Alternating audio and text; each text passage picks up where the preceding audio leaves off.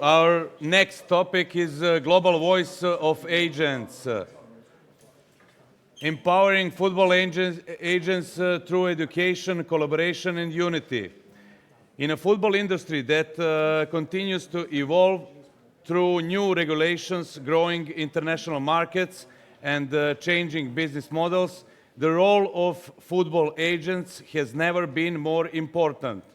Our next speaker is not only a FIFA licensed football agent, but also a leading advocate for agent education, professional standards, and international collaboration across the football industry. Please welcome to the stage Stefan Duschek. Is Duschek microphone? Mic? Okay.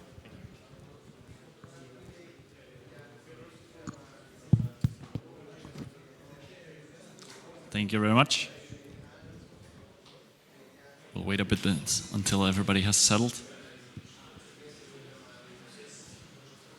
All right.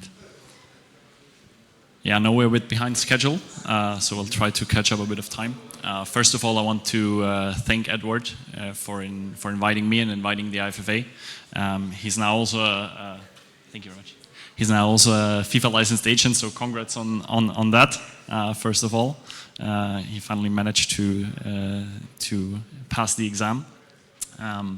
Yeah, so hopefully he'll also be a IFFA member very soon. First of all, I want to say something organizational maybe. I know there are quite some IFFA members here. Some of them will probably drop in a few minutes. So I see Umut also and some others. Please, at the end of the presentation, together with Edward, please come up front. And we're going to have a picture also for our social medias with all the IFFA members who are here.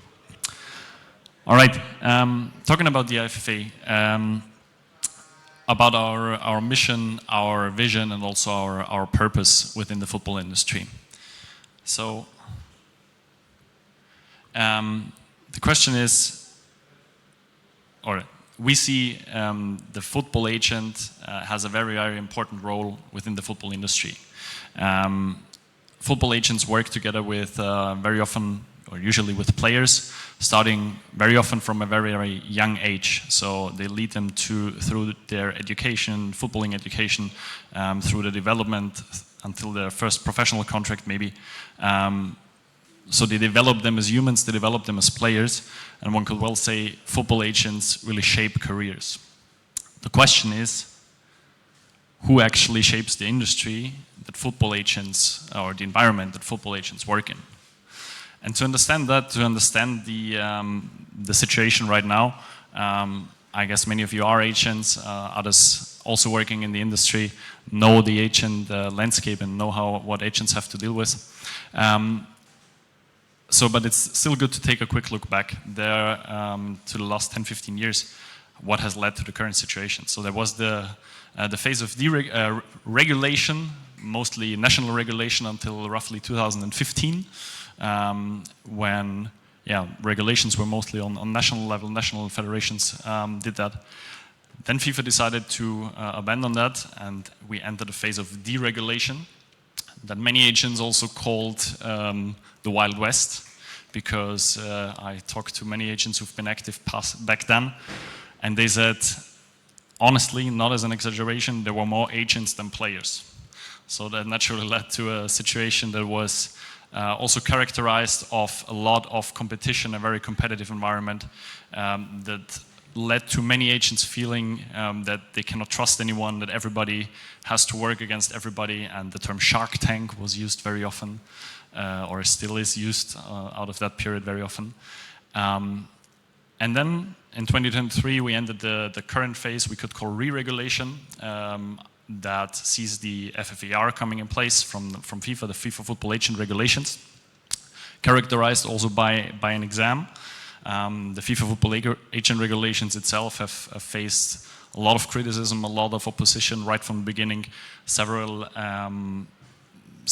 parts of that deemed unfair, others even deemed unlawful. So there's been lawsuits against that. You all know that.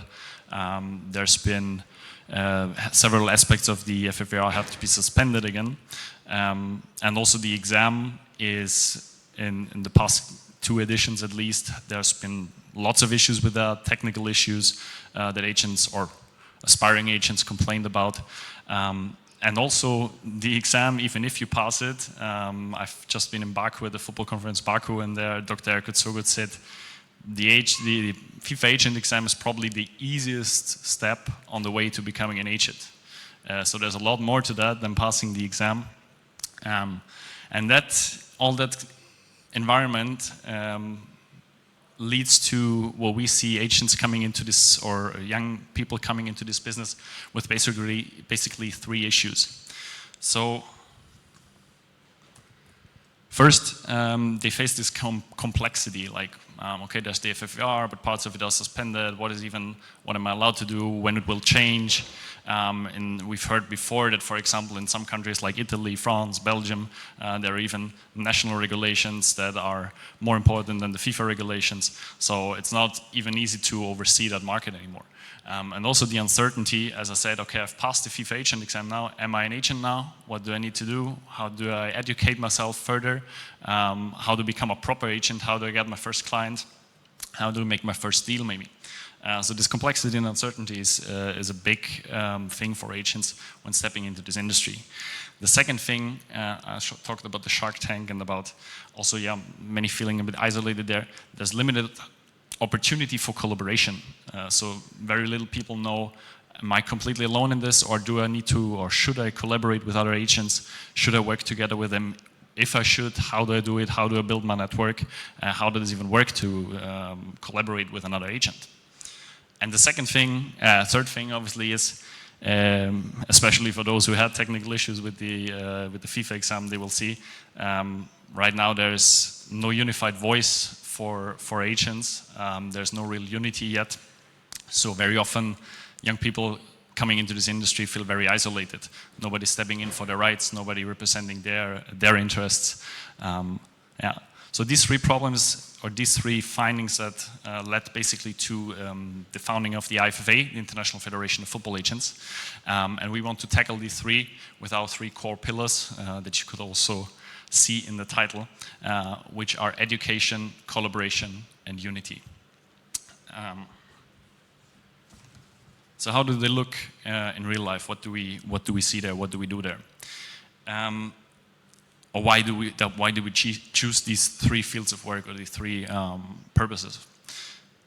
First of all, obviously, because they best address the problems the young agents had, I just showed, but also out of a deep conviction that these are very important on your way of improving as an agent, of creating a better football environment out of this. So when it comes to education, we believe that better agents make a better football. How is that? We believe that if you're open to constantly educating yourself, constantly developing yourself further, growing your knowledge, growing your mindset, that leads to an acceleration in your growth, an acceleration in your knowledge, and that will eventually lead to you making better decisions for your client, and better decisions for your client as an agent will make better football in the end. When it comes to collaboration, we do not want to, like we are now not wearing any pink glasses, or we're not wearing any, we don't want to neglect the fact that there is competition amongst agents, and competition is good. Competition leads to an improvement of service usually. So there is competition. It's good that there are different agents out there fighting for the same talent, and that the player, the club, can choose which agent they want to work together with. But we believe that it's not always against each other. It can very often be also together with each other, collaborating. Very often, ideally, as an agent, the first thing you should care about is the interests and the best option for your client. And very often that might require that you collaborate with someone. And most of the agents do collaborate with others. They collaborate with mental coaches, with nutritionists, with physical coaches, with lawyers. Why not collaborate with another agent? If your player, if you find, we've seen many data tools also, if you find out that the best option for your player is going to Cyprus and you don't know anybody in Cyprus, why not collaborate with an agent from there? And when it comes to unity, I said we believe in the importance of the role of the agent. So that's why we also believe that the voice of agents must be heard, that agents must be included into decision-making processes within the football industry, and that their interests must be represented in all of the industry. And that's why we believe it is important to grow the voice of agents together as an association. Because in the end, we believe that the modern agent is not anymore just a mere deal maker of course, but that's not the only thing. We believe that the modern agent is in the center of a network that they build themselves, that they are an ever-evolving, ever-developing, and also multidisciplinary manager of their clients, and not just doing a deal here, doing a deal there, but there's much more to the profession than it was maybe like 30 years ago.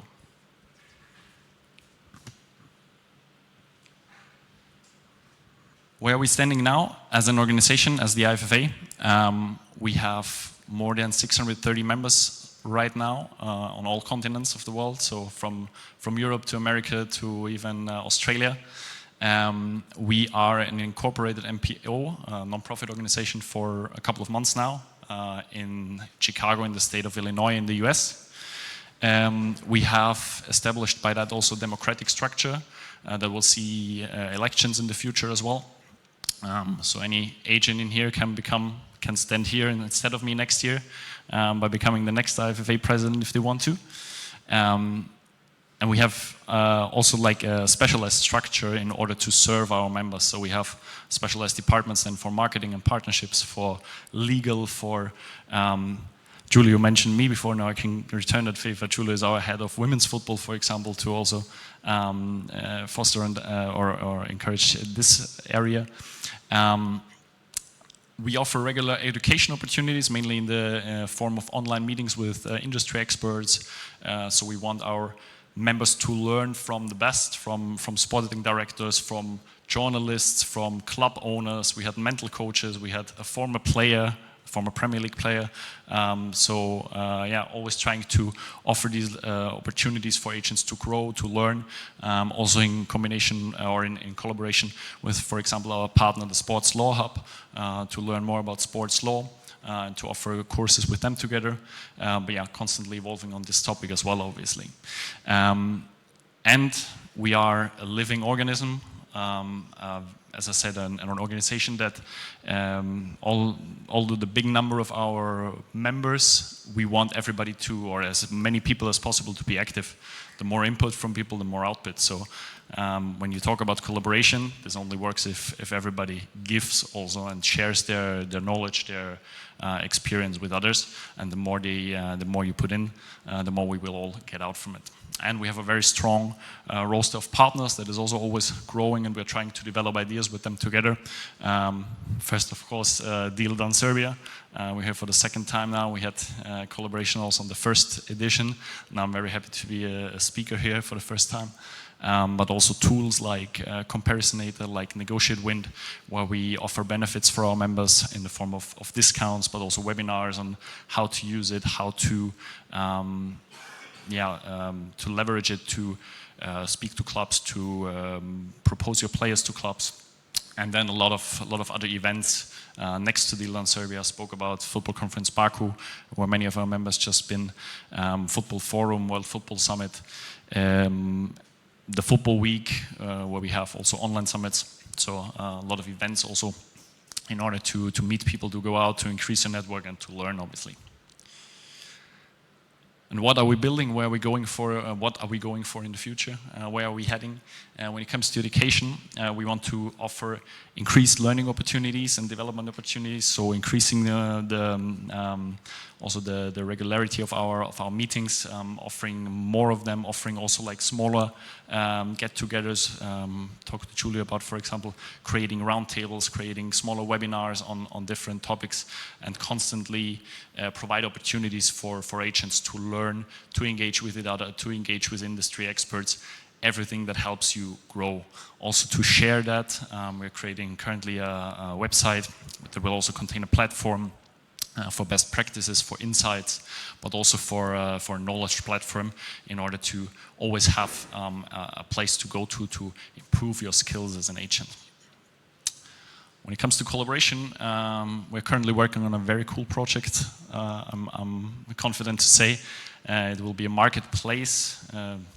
Some may say maybe similar to Transfer Room, but closed for IFFA members, where you can share your players, where you can share your club requirements that you have, but no players, no clubs in there, just IFFA members. That should really foster collaboration amongst each other, so that you can share your players with those that have the fitting club requirement and the other way around, and to really have this safe space for IFFA members where you can be sure the person on the other side is also an IFFA member, is also a FIFA licensed agent, and they're governed by the same regulation and govern or should have the same moral values also, being an IFFA member. Also, we want to offer guidance on collaboration. As I said, many young people also don't know when coming in the industry, what does a mandate, sub-mandate by an agency, for example, look like? How can I collaborate with someone else? How should I approach them? What is fair? So we want to offer guidance on this as well. And physical events is also something we are working on. I hope we can realize this, or I'm pretty sure we can realize something like that this year, to have our own physical event also.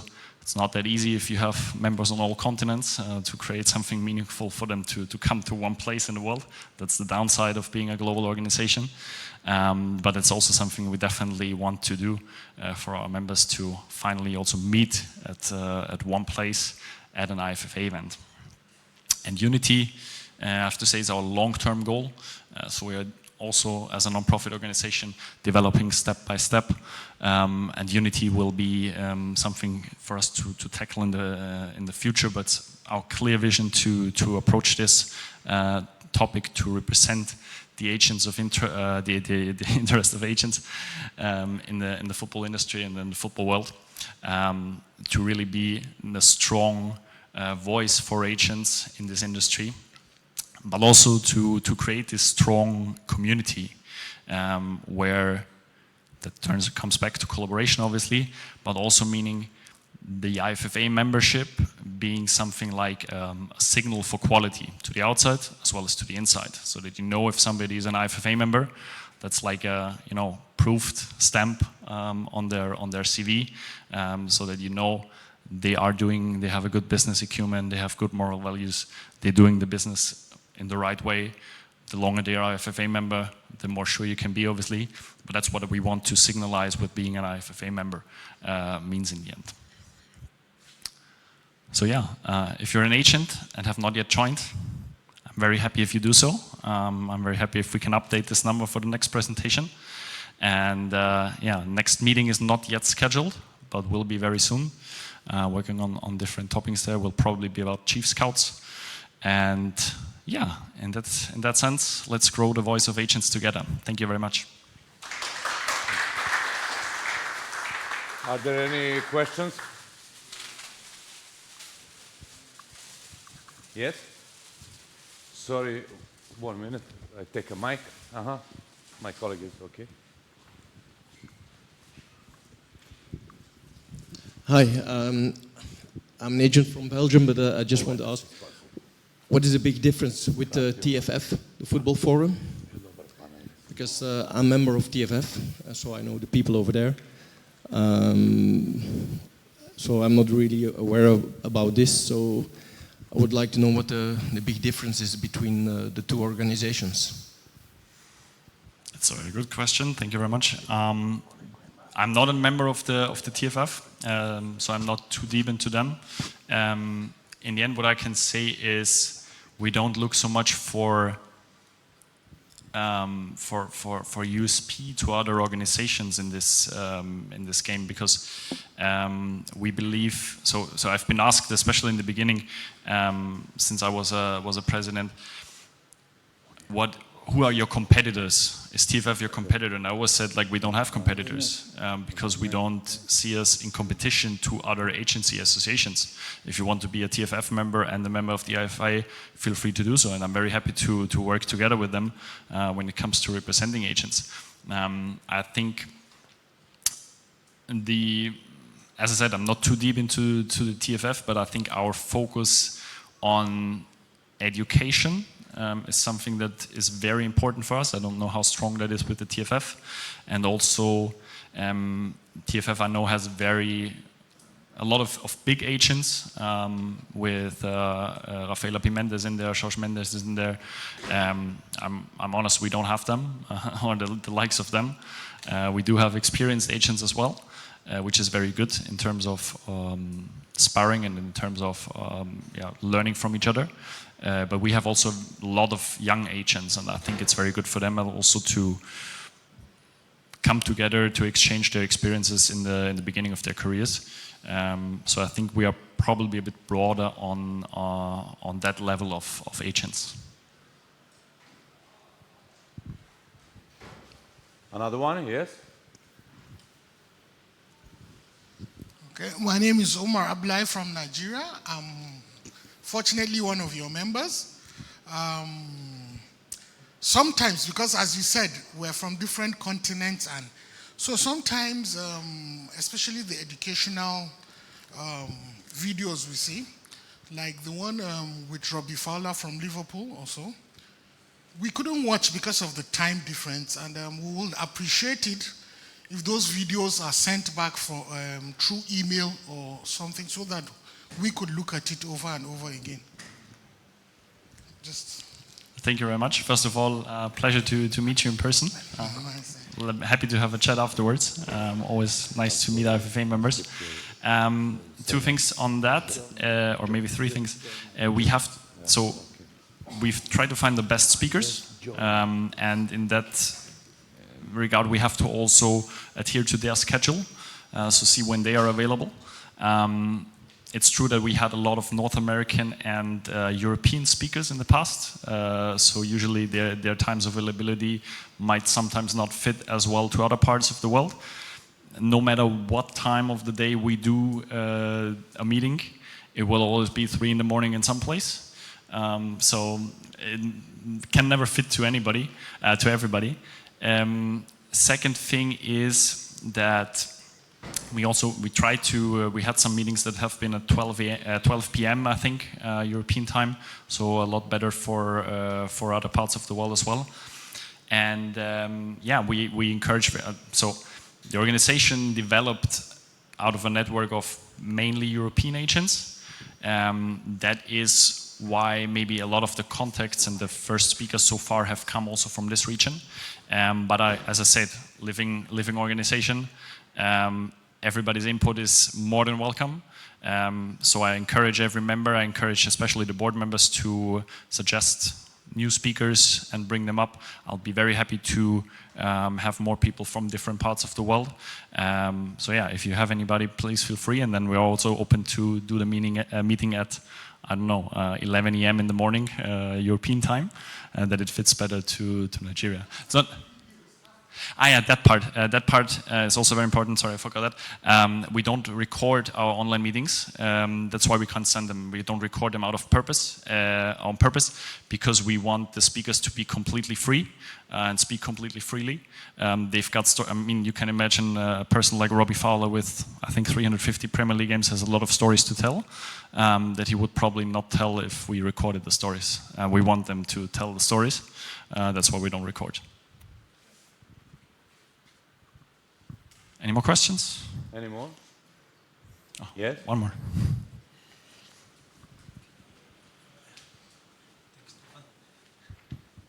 I want to thank you, Stefan, for a wonderful lecture. I was just wondering if IFFA has any comment on the ongoing case before the European Court of Justice regarding the FIFA's FFR, and specifically its proposed changes where the cap that the FIFA agents should receive. FIFA proposed those changes, and that case ended up before the European Court of Justice and is now pending, and the decision is expected at least this year. So does IFFA follow that case, and does IFFA have any comment or any stance on that case? Thank you. Yeah. Does it work? Yeah. So I said before that that falls probably under the pillar of unity and all the terms of agent representation in the football industry. It is a pillar that we need to build. So where we need to develop a structure and a legal structure where we formulate then a clear opinion on that, and will also articulate this in the future to FIFA. But I think to understand that it's a bit difficult in the beginning of an association like this to start, especially as we were like a not legal entity at the beginning, loosely organized, and try to develop on that, and then start right away with going to FIFA and say, okay, we believe it is this and that, is a bit difficult. So I think our approach is to first work on ourselves, become a very strong association in that part.